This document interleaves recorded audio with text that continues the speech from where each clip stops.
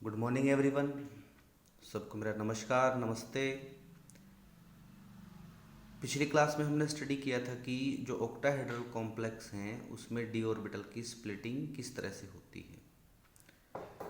तो जब metal free state में थी, कोई भी लिगेंड मेटल से नहीं जुड़ा हुआ था, तो जितने भी डी ऑर्बिटल हैं इन सभी की एनर्जी सेम थी और हम इनको डीजेनरेटेड डी ऑर्बिटल्स कहते थे।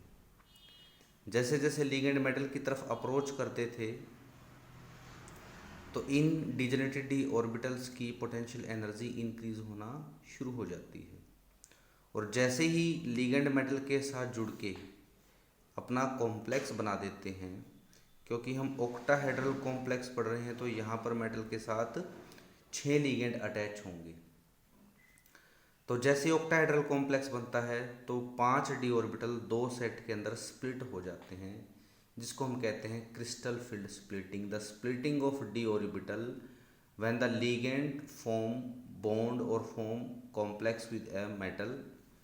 2 ऑर्बिटल ऐसे जिनकी एनर्जी सेम थी बढ़ जाती है, d x square minus y square और d z square orbital. 3 orbital ऐसे थे जिनकी एनर्जी इस बढ़ी हुई एनर्जी को कंपनसेट करने के लिए डिक्रीज हो जाते हैं, क्योंकि एवरेज एनर्जी जो है डी ऑर्बिटल की बैरी सेंटर रूल के हिसाब से एवरेज एनर्जी जो है डी ऑर्बिटल की वो सेम रहती है। तो बढ़ी हुई एनर्जी को कंपनसेट करने के लिए 3 ऑर्बिटल अपनी एनर्जी को डिक्रीज कर देते हैं। तो यहाँ नीचे वाले को हम बोलते हैं T2g, ऊपर वाले 2 ऑर्बिटल को हमने कहा Eg। और T2g और Eg के बीच में जो एनर्जी का डिफरेंस था it was equal to del O। Del हो गया हमारा crystal field splitting energy of O means octahedral complex. ये डेल O के बराबर होती थी या फिर ये 10 DQ के बराबर होती थी। DQ क्या है एग्जैक्टली आई डोंट नो, कौन सी यूनिट यूज़ की है इन्होंने।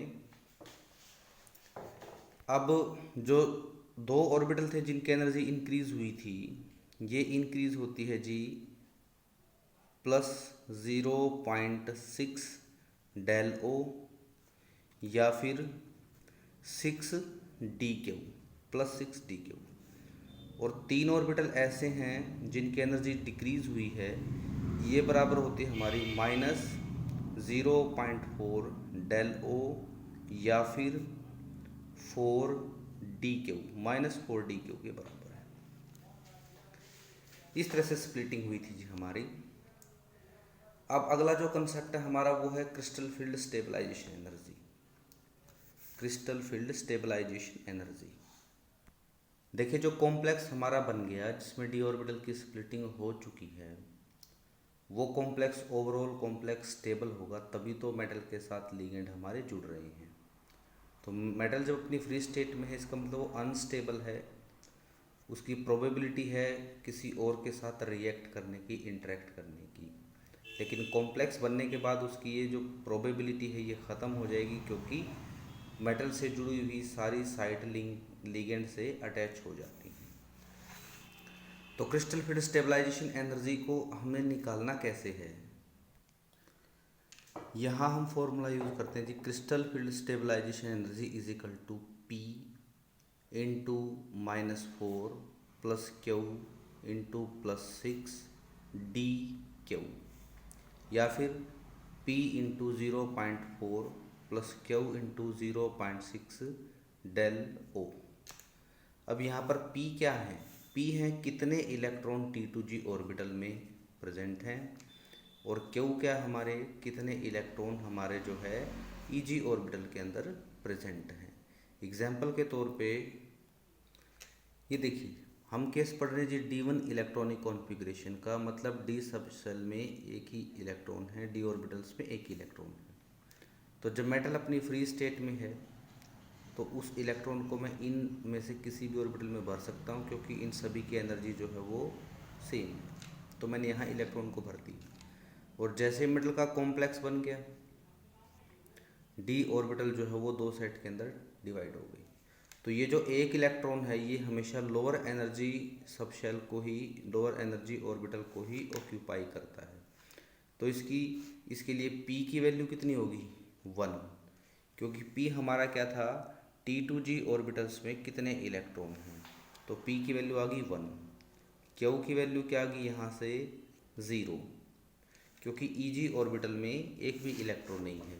तो इसके लिए जो CFSC है हमारी क्रिस्टल फील्ड स्टेबलाइजेशन एनर्जी किसके बराबर होगी, फॉर्मूला में अगर हम पुट करें तो जी P की जगह आ गया 1 इंटू -4 प्लस क्यू की जगह आ गया 0 इंटू 6 और ये किसके बराबर आ गया डेल क्यू की।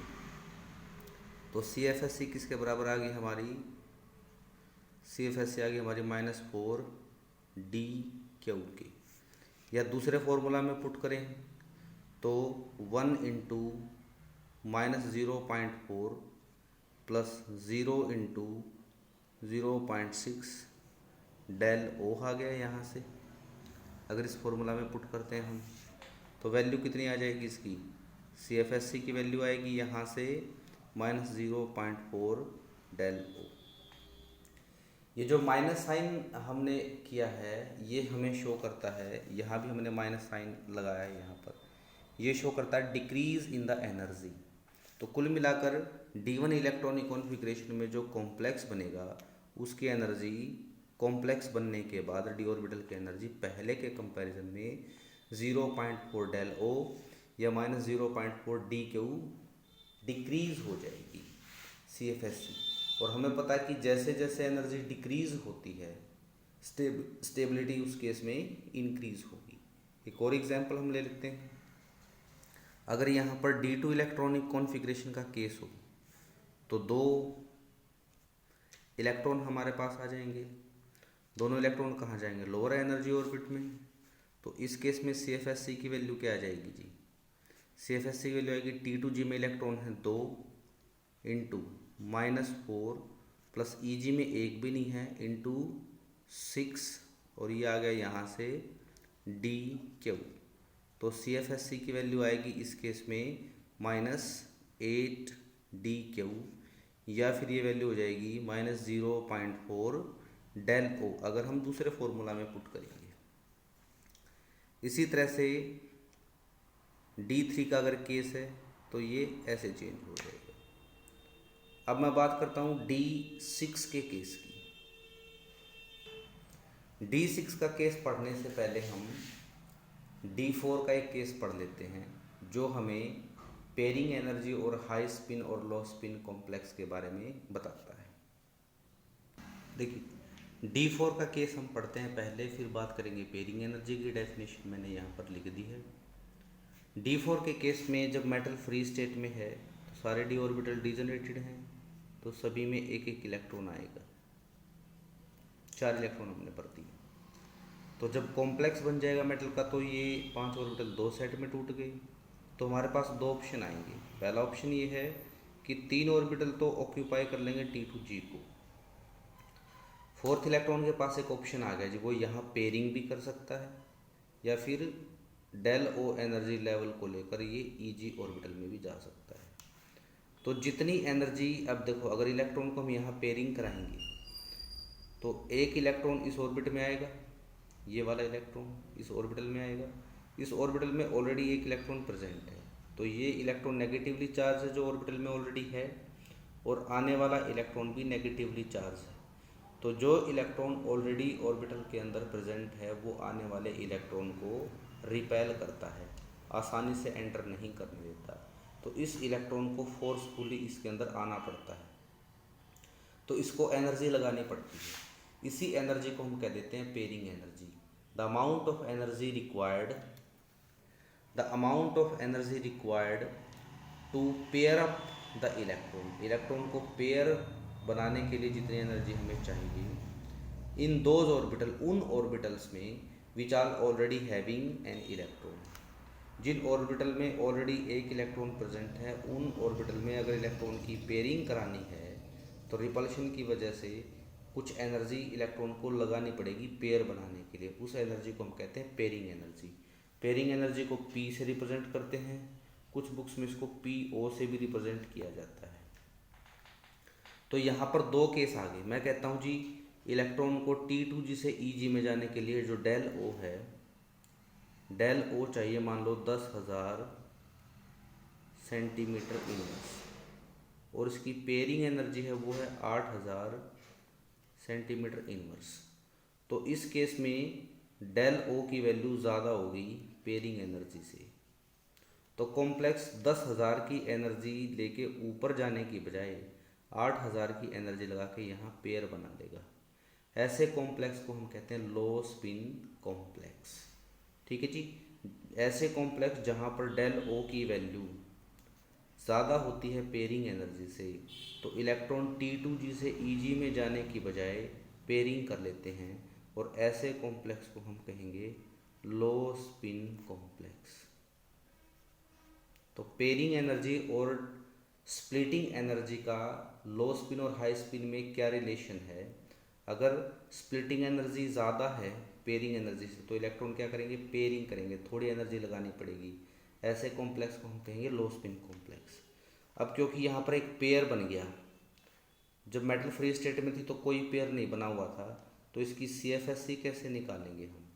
इसकी CFSE निकालेंगे हम number of electron present in T2g orbital into -4 plus number of electron present in the Eg orbital into 0.6,